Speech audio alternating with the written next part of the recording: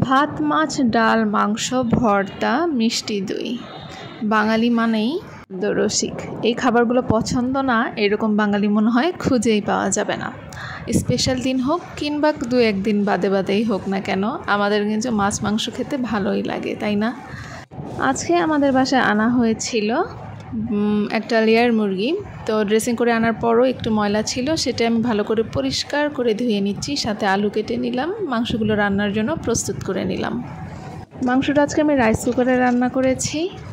তো শক্ত মুরগিগুলো রাইস কুকারে রান্না করলে কিংবা প্রেশার কুকারে রান্না করলে কিন্তু অনেকটা নরম হয়ে যায়, তো সুবিধা হয়। তো সেই জন্য আমি রাইস কুকারে মাংসটা কষিয়ে নিলাম, তারপরে প্রয়োজন মতো ঝোল দিয়ে দিলাম, আর শেষে ব্যবহার করলাম আমার টালা গুঁড়া মশলা।